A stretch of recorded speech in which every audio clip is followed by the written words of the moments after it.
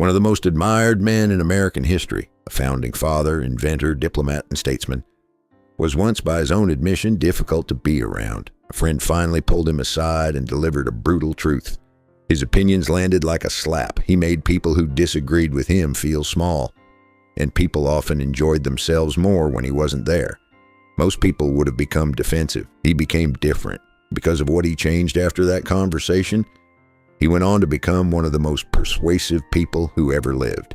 His name was Benjamin Franklin, and the change he made was almost absurdly small. He banned a few words from his vocabulary. He stopped saying things like certainly and undoubtedly.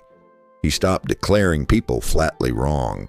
Instead, he began saying things like, "It seems to me, I may be mistaken, and in this case, it appears."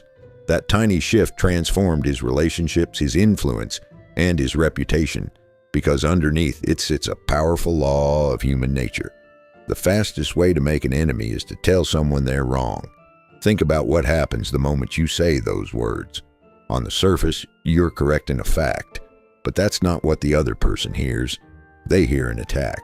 You've challenged their intelligence, their judgment, their competence, their identity, and the moment that happens, something inside them closes. They're no longer considering your argument. They're protecting themselves. You could have overwhelming evidence. You could have every fact on your side. It won't matter, because you've turned a conversation into a contest, and almost nobody changes their mind in the middle of a fight.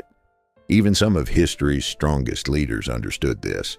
One American president once admitted that if he could simply be right 3 out of 4 times, he'd be operating at the limit of his abilities.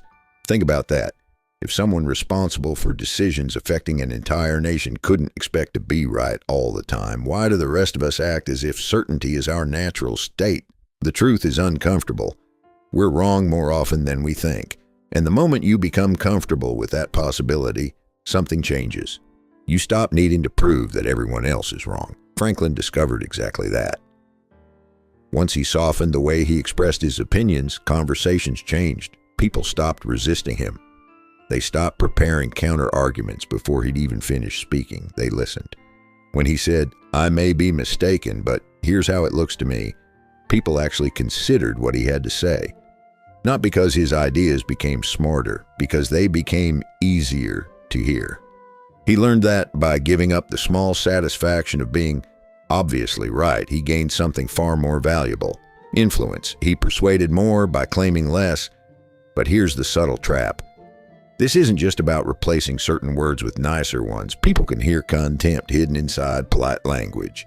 You can say all the right phrases while still communicating disrespect, and people feel it immediately. The change has to be genuine.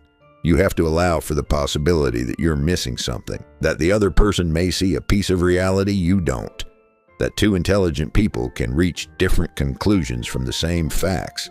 There's a deeper reason this works. People rarely change because they're forced to. They change when they feel safe enough to reconsider. When changing their mind doesn't feel like losing. When they don't have to defend their dignity. Force the truth on someone and they resist it. Place it beside them with respect and they may pick it up themselves. So here's the habit that transformed Franklin's life.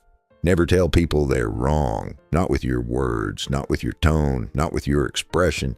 Show respect for their opinions, even when you're convinced they're mistaken. Because the moment people feel respected, they become willing to listen. And that's the real goal. You can spend your life proving you're right, or you can spend it being effective. The wisest people quietly stop choosing one and start achieving the other.